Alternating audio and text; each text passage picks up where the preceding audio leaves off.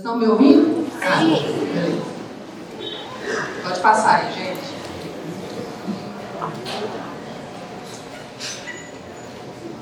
Gente, eu estou super nervosa. Se eu gaguejar, é por isso, tá? Então, deixa eu contar para vocês, para quem não me conhece, quem que sou eu. Sou nutricionista, tá? Sou terapeuta alimentar. Tenho formação em modulação intestinal, atendimento do TEA, TDAH, tratamento de alergias alimentares. Estou especializada em nutrição clínica e gastroenterologia. Eu sou mãe desse baixinho aqui, ó, que tem 5 anos hoje. Não é autista, mas foi quem me trouxe para esse mundo da nutrição. Por quê? João Ricardo foi alérgico a 2 alimentos. Você pensa assim, porque eles não comiam, né? Hoje, ele ainda é alérgico a leite, soja e ovos, tá? E foi por ele que eu fui me aprofundar no mundo das alergias. Por quê? Quando eu via meu filho sofrendo, chorando, como é de ver, né? A dermatite, com assadura, com refluxo absurdo de nenenzinho. Eu pensava, eu ia nos médicos e os médicos falavam comigo assim, dá tempo, é só o tempo. O tempo cura. Só que uma mãe não vê o filho sofrer e aceita que o tempo cura. Então eu falei, tem que ter alguma coisa a mais. E foi aí que eu fui estudar a modulação intestinal e é sobre isso que eu vou conversar um pouquinho com vocês. Pode passar.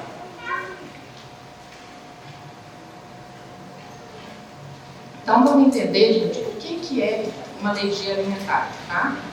As alergias, elas são reações de quebra do equilíbrio da modulação do sistema imunológico. Pode passar. Pode deixar sempre a tela cheia. Isso, obrigada. E os sinais e sintomas, eles vão variar de acordo com o tipo de alergia, com o tempo de ingestão e com o alérgeno, tá? Pode passar. Como a minha formação maior de modulação intestinal, eu vou trazer um pouquinho para vocês os meus conceitos sobre isso, tá? Então, 80% do nosso sistema imune, gente, ele está presente dentro dos nossos intestinos, né? Então, o nosso organismo, ele é feito para tolerar os nutrientes, os alimentos. Ele não é feito para reagir. Quando essa reação acontece, é porque houve uma quebra desse poder de tolerar, tá? Só que para que esse sistema imune que está ali nos intestinos funcione de forma adequada, eu preciso ter um microbioma em equilíbrio e funcionando de forma adequada. Porque sem isso, essa tolerabilidade, ela cai muito rápido. Que foi aquilo que todo mundo falou aqui hoje. Eu vou falar muita coisa que muitas de vocês falaram sobre barreira intestinal, sobre gliadina, sobre zonulina, sobre leaky gut. Por quê? Aí isso mostra que a gente está caminhando no mesmo lugar, né? Os estudos vêm mostrando isso, a ciência vem mostrando isso. Pode passar. Quais são as funções do nosso intestino? Quando a gente pensa em intestino, a gente pensa em eu vou no banheiro, né? Eu faço cocô. Só que o nosso intestino, os nossos intestinos, eles são muito mais do que isso, tá? Pode passar. Os nossos intestinos têm função digestória, absortiva, excretória, imunológica, neurológica, endócrina e detoxificante. Pode passar? O que todo mundo trouxe, né? A fotinha básica lá do intestino bonitinha, as células juntinhas, as tight junctions, que são aquelas junções firmes ali, funcionando beleza. E quando ocorre um desequilíbrio, que a barreira intestinal se muda, ocorre o leaky gut e o nosso intestino fica furadinho. Pode passar? Naquela frase de trás, gente, vocês viram quem faz isso é a mucosa, tá? E o que a nossa mucosa é responsável? Ela é responsável por absorção, por regulação da imunidade, produz hormônios, enzimas digestivas, antioxidantes, detoxificantes.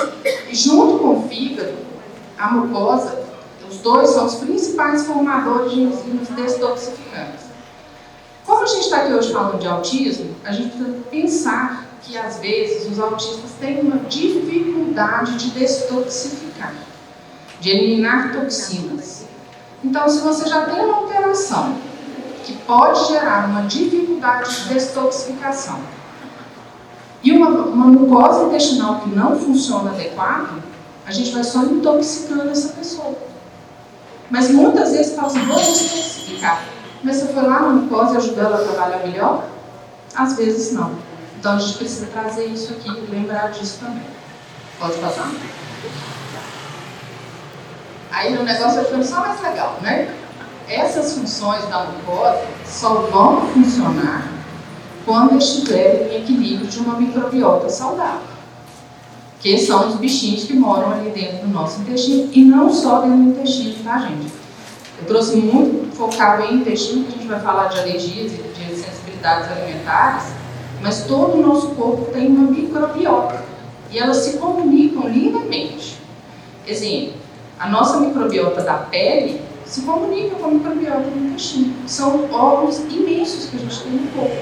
A dermatite é uma quebra de barreira da pele. É uma quebra de alteração de microbiota da pele. Mas ela está ligada à desbiose e à quebra de barreira intestinal. Tá? Então a gente tem que vamos linkando as coisas que vocês vão entendendo aí. Pode passar.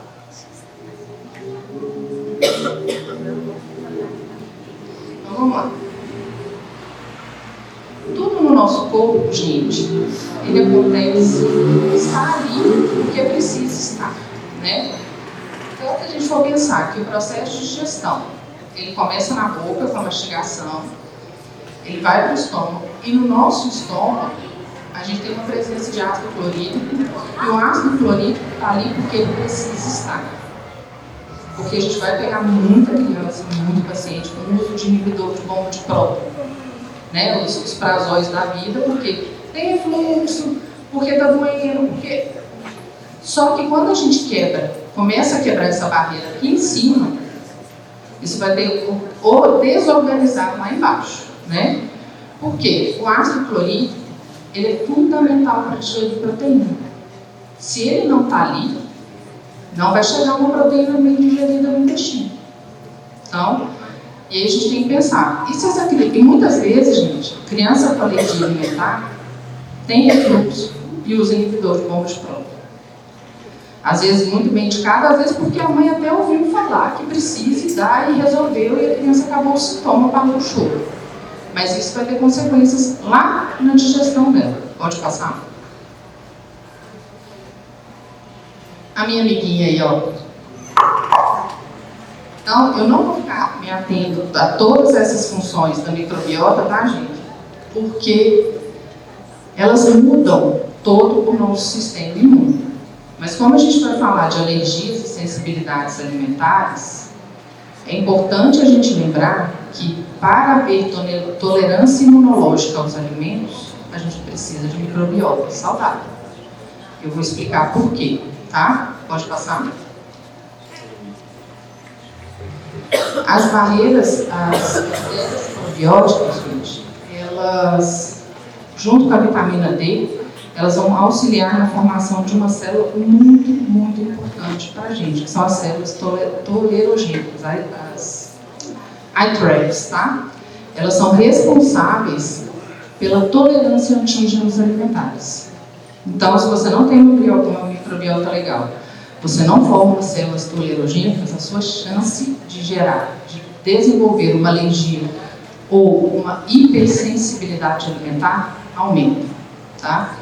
E além disso, elas vão formar FOXP3, que evitam a formação de autoanticorpos, que vão estar intimamente ligados às doenças autoimunes, que a gente ouviu falar tanto hoje aqui. Então a gente vai, mas por que do nada nasceu uma doença autoimune?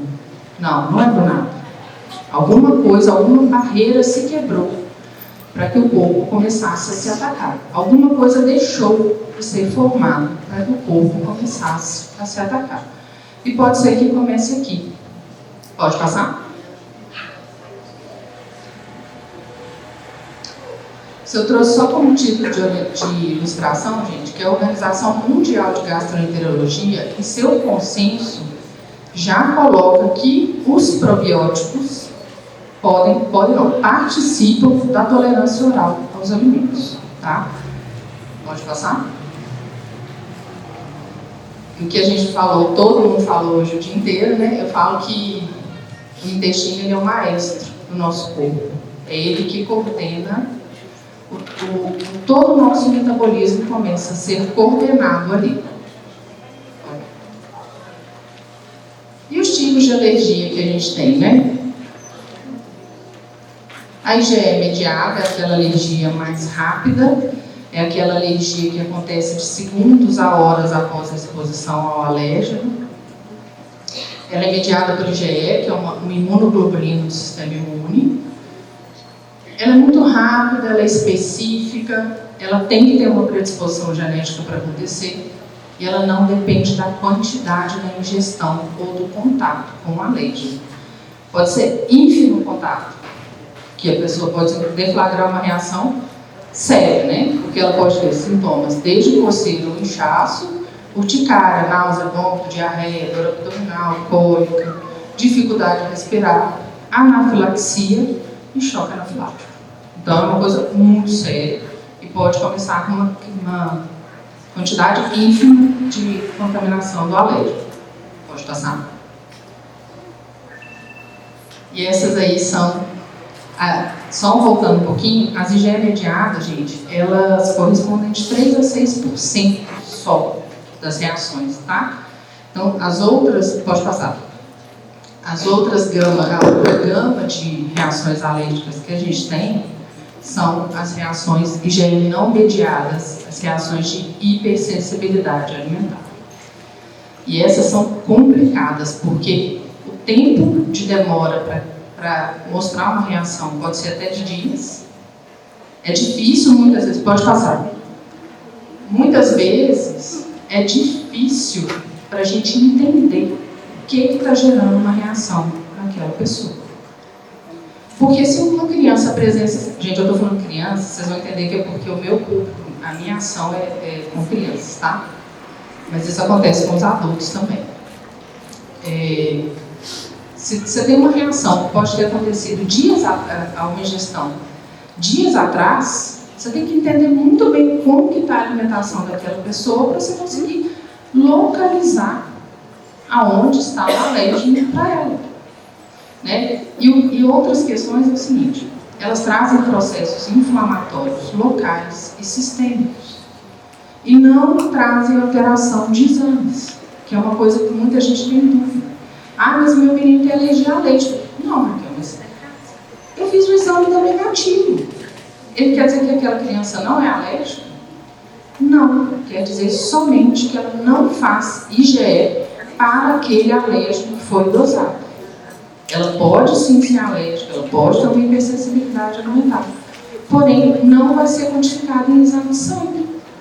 E isso é uma dúvida muito grande para a maioria das pessoas.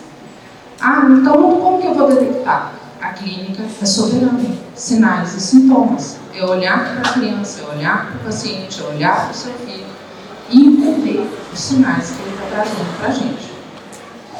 Pode passar?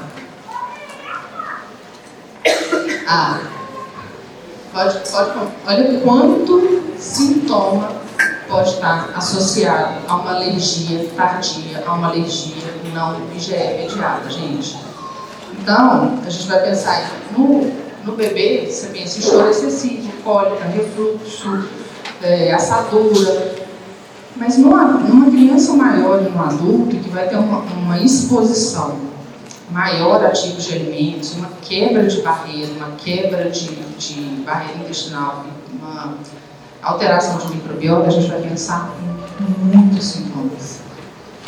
Dor de cabeça, enxaqueca, convulsão, insônia, uma sonolência absurda, hipoglicemia, resistência à insulina, dermatite atópica, dermatite herpetiforme, hiperatividade física e mental, distúrbios de concentração, alteração de humor, depressão e ansiedade, causados pelo eixo intestino-cérebro. E, mais uma vez, vocês vão ouvir de novo, danada do GABA chegando ali. Pode passar. Gente, isso eu trouxe, como a gente está falando de ideia, eu trouxe uma coisa que eu acho legal aqui, ó. A gente vai pegar, e vocês vão cuidar, às vezes, quem for profissional aqui, ou tem uma criança em casa, a hipersensibilidade sensorial, existe uma das questões que, uma das explicações é o seguinte, uma das, tá? Não é só essa a única causa. O antígeno cai na corrente sanguínea, gera um processo inflamatório, ativa lá a micróbia no cérebro, aumenta a exigência da célula por energia, falta energia pelo processo inflamatório, deficiência mitocondrial, aumenta a demanda dos canais de cálcio, precisa de magnésio, não tem magnésio, aumenta a excitação da célula, gera uma pane. É uma pane no cérebro. Isso pode estar causando uma hipersensibilidade sensorial nessa criança. A presença de um antígeno, de um alérgeno alimentar caindo no corpo que já está inflamado. Só que a gente fala assim, tem uma hipersensibilidade sensorial, mas ninguém vai olhar por que ele está comendo, como que está comendo, como que está essa barreira intestinal, como que está essa microbiota, e vai só passando. Então eu trouxe aqui como um adendo para a gente, porque isso é muito importante a gente pensar nas crianças, tá? Pode passar? Adoro essa figura. E ainda assim, gente, quando a gente tem essas panes ali, e um intestino permeável, ele vai gerar um cérebro permeável, eu vou desviar o triptofano, vou gerar um processo inflamatório, vou ativar o glutamato e vou inibir o GABA, que a gente ouviu falar tanto aqui hoje. Que o GABA é aquele que diminui o estresse, diminui a agitação mental, melhora o foco, diminui o pavio curto. O GABA é o deixa disso. Sabe aquela pessoa calma e fala, não, deixa disso, deixa passar, não briga não. Esse é o GABA. Só que se eu estou sem conseguir usar esse GABA, como que eu vou ajudar isso? Né? Então a gente precisa de nutrientes. Pode passar?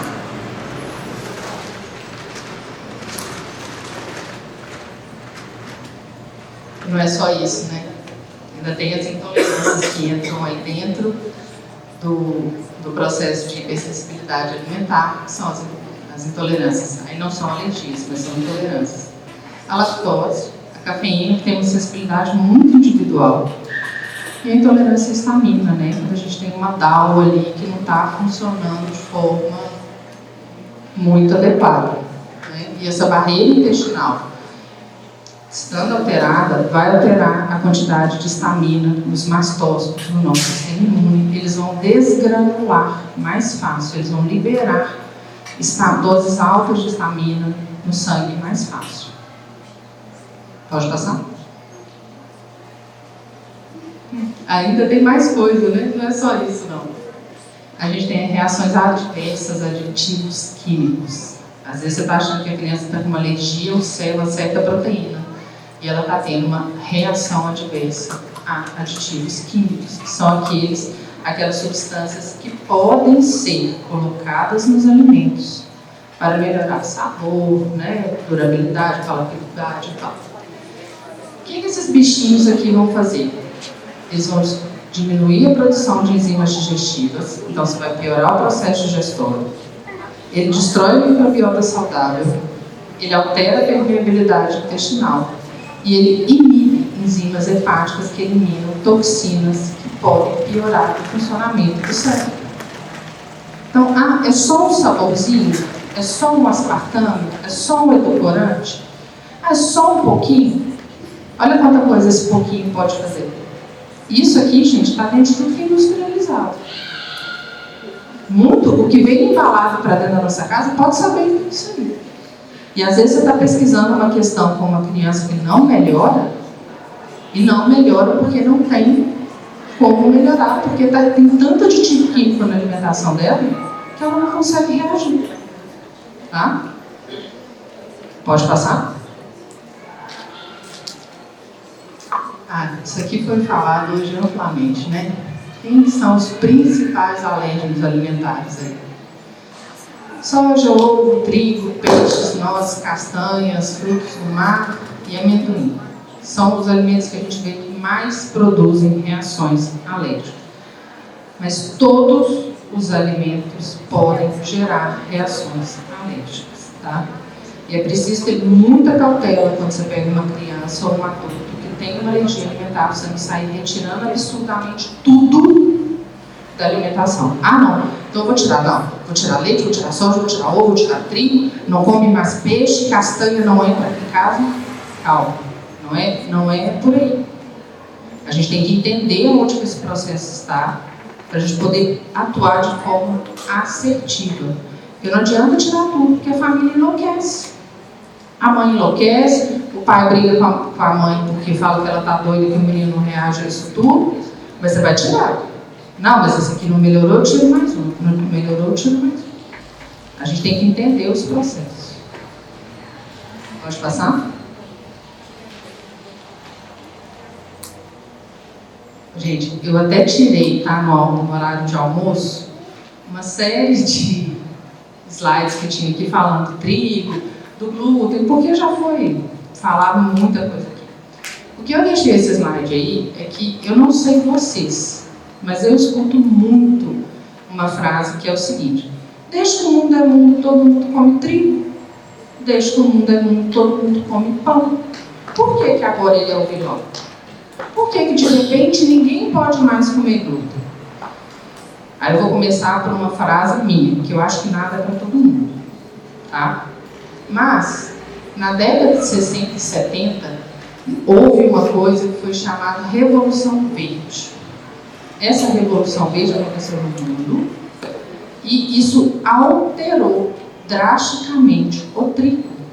A gente gerou 13 ou 14, não sei, novas espécies, variedades ali. O que a indústria queria com isso? Um trigo mais duradouro e um trigo com uma força de fazer a massa crescer mais, tá? Então, o trigo que a gente tem hoje não é o mesmo trigo que existia lá atrás. Não tem o mesmo solo, mas além disso tem variedades diferentes, o que resultou em variedades de glúten, de proteína diferente.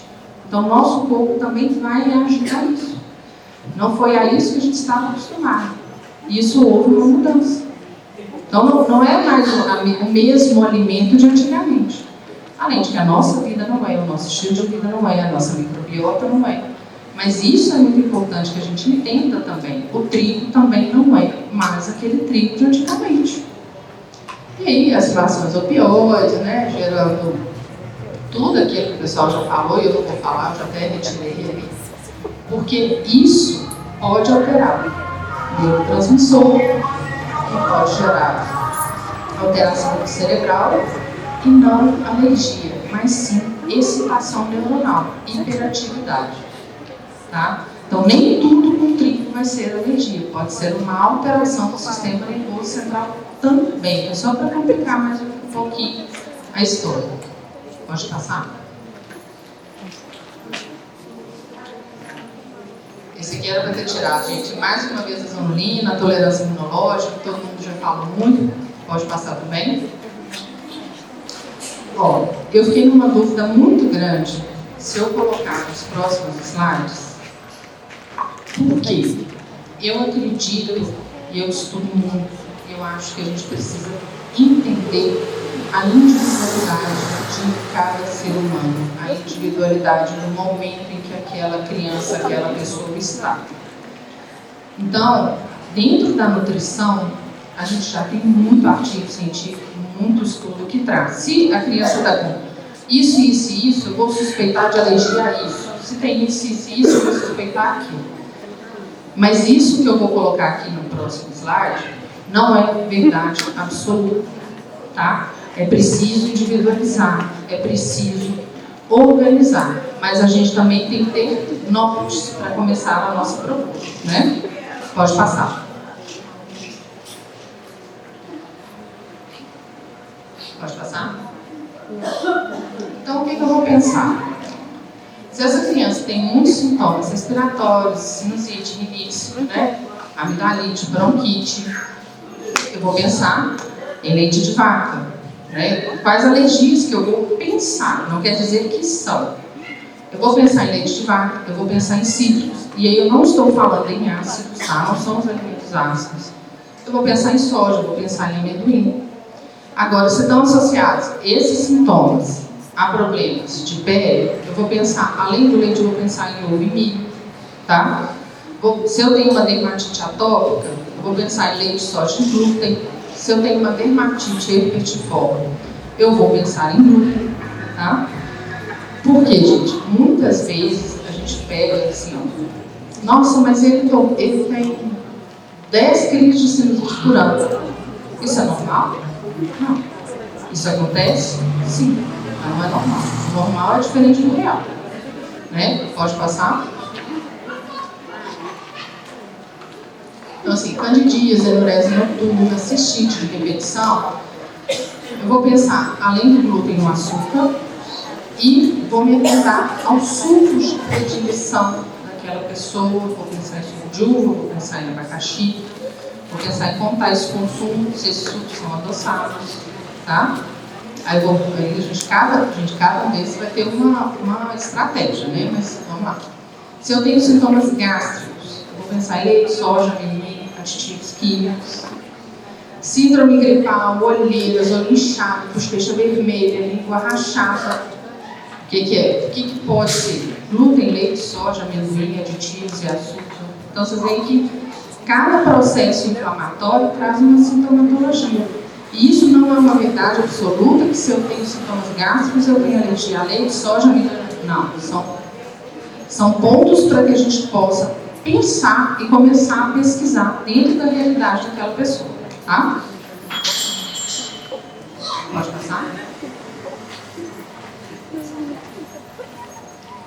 Então, o que eu vou fazer diante disso tudo, né? Tá, você me deu 1 milhão de informações. E aí? Primeiro, uma equipe multidisciplinar, porque diagnóstico é médico, e a gente sabe que a pessoa, a criança com autismo, ela precisa de profissionais capacitados que entendam daquela realidade, que estejam dispostos a entender e olhar aquela pessoa como um todo, e aquela família também. Então a gente precisa, além de ter amor, empatia, cuidado, porque a gente sabe que isso muda toda a história, né? Pode passar?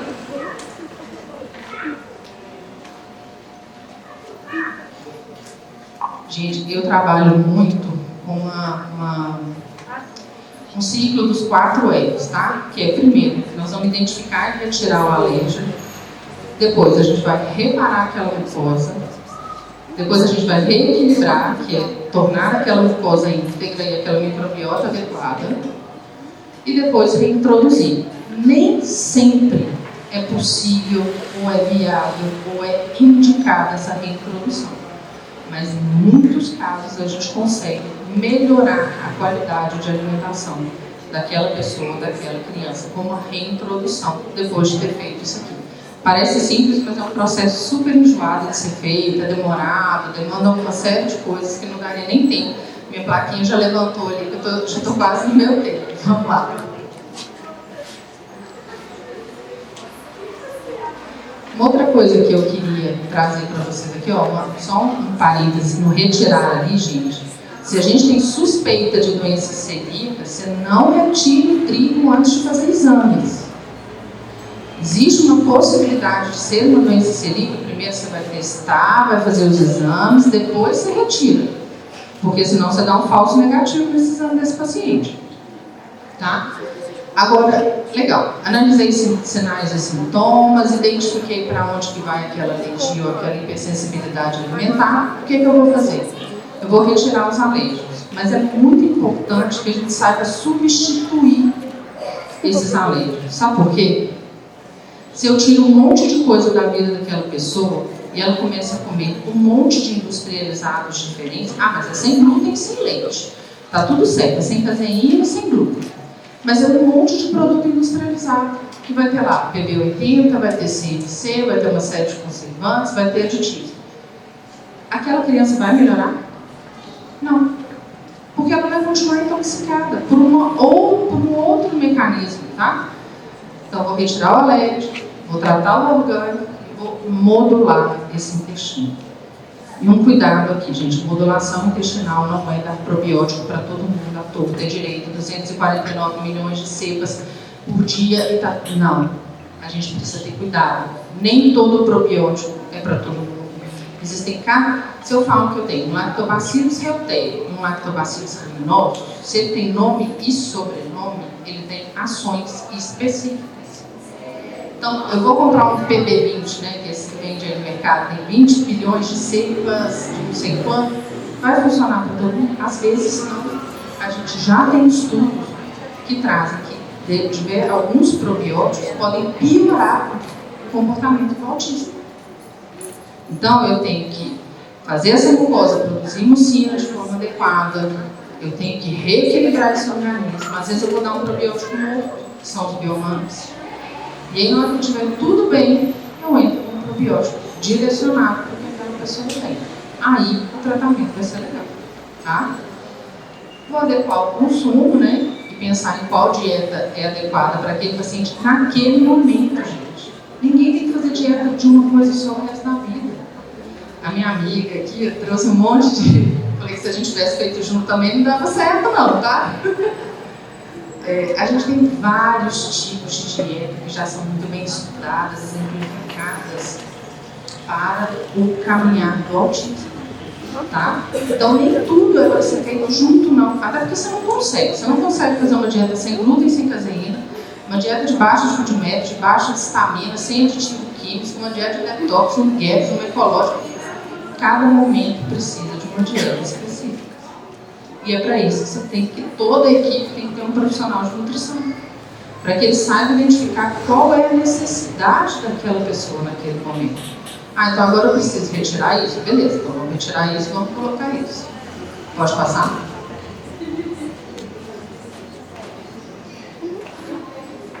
Gente, você já falei, né? Comida de verdade, desembalamento, descascar mais, trazer alimentos que têm enzimas digestivas de forma natural, avaliar a digestão, rotatividade, pode passar. E o que eu queria trazer para vocês, assim, ó, da minha experiência, tá? Os estudos mostram que as crianças inflamadas, elas tendem a comer de forma inadequada, não só qualitativamente, quanto quantitativamente, tá? Quando a gente modula o orgânico, a criança tende a se alimentar melhor. Pode passar? Mas, quanto mais tempo de padrão alimentar inadequado, mais difícil vai ser melhorar aquilo ali. Pode passar?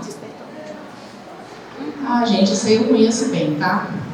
A alergia alimentar, ela pode trazer dor, ela pode desorganizar, ela traz experiências ruins, ela traz conexões inadequadas à alimentação, ela pode trazer medo, ela gera no mínimo angústia. E não é só naquela criança não, é na família inteira. Porque aquela criança começa a ter medo de comer. Porque comer dói, porque comer faz a minha barriguinha doer, porque comer me faz vomitar, porque comer faz o meu cocô arder o meu bumbum, porque comer me faz coçar, porque comer é ruim. Isso vai gerando o quê? Uma seletividade alimentar. E a criança está errada de não querer comer? Não, porque ela está se protegendo, porque aquilo para ela foi ruim. Então, a ingestão de alérgicos, gente, pode sim alterar tanto o padrão de neurotransmissores quanto o comportamento por medo. Porque aquela criança sofreu por aquilo. E sofre mesmo. Eu que sou mãe de alérgico posso falar com propriedade que sofre pra caramba. Pode passar? E na vida real? Né? Isso aqui é lindo. Então tem que fazer. A criança vai comer 3 frutas, 5 verduras, 10 legumes, carne branca, peixe, ó. Mas e na vida real? Aí sempre a criança come. As crianças no TEA têm uma probabilidade muito grande que são seletivas e podem ser seletivas graves. Só para você ajudar essas crianças. Ela vai comer de tudo? Aqui, nesse momento, numa seletividade grave? Não mesmo. Aquela dieta rotacional linda, maravilhosa, esquece que aquilo é teoria. Para seletivos graves em começo de tratamento. Pode passar? E aí, gente, a gente precisa entender que comer é um processo complicado para a criança. Tá? Pode ser complicado, porque ela tem que tolerar, interagir, cheirar, tocar, provar para depois comer. Não adianta você querer uma coisa que uma criança come um negócio que ela não vê do cheiro, não. Porque ela não vai comer. E eu falo assim, Alguém aqui comeria uma barata? Às vezes, aquela repulsa daquela criança por aquele alimento, que pode ter gerado dor para ela, é a mesma, tá? Pode passar? Então, gente, a terapia alimentar é uma ferramenta sensacional que funciona, tá? No tratamento da seletividade alimentar, seja ele causado por sensibilidade, hipersensibilidade, alergia alimentar ou não, tá bom? Pode passar? Aqui eu queria agradecer minhas amiguinhas que estão ali, ó. A gente faz parte do Instituto Infantil de Desafios Alimentares, lá de Belo Horizonte, onde o nosso objetivo é tratar essas crianças com amor, carinho e com uma equipe que entende das dificuldades alimentares delas, tá? Pode passar? E aí, vou suplementar? O que essa criança precisa? Não sei. Depende.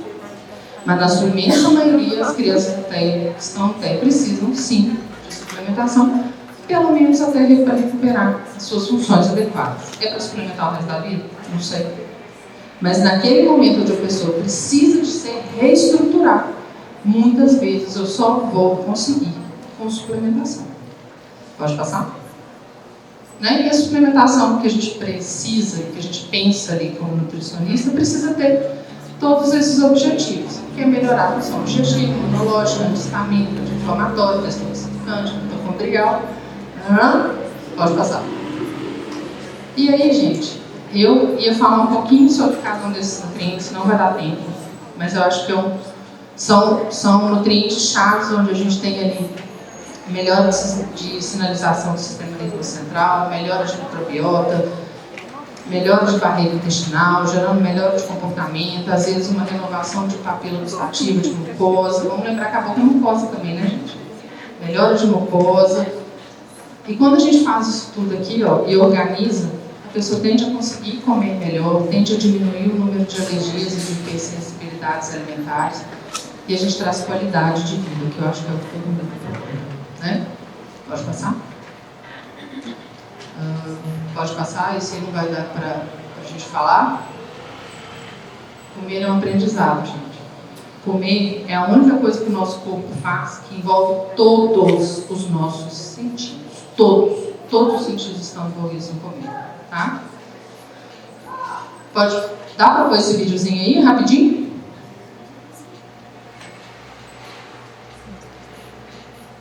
Sem som. Vai dar para entender.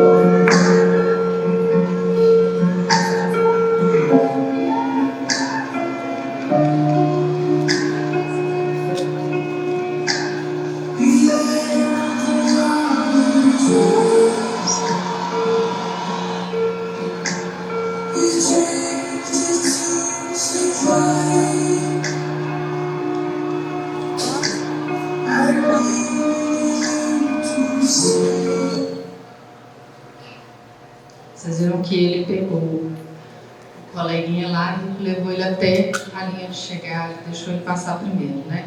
O que eu queria trazer com esse vídeo aqui? Que o meu desejo é que cada pessoa que chega até mim, que eu possa ser esse amparo, esse apoio, esse cuidado. Muito obrigada a todo mundo que está aqui. Queria agradecer em especial ao meu sogro que está ali sentado me assistindo. Gente, obrigada.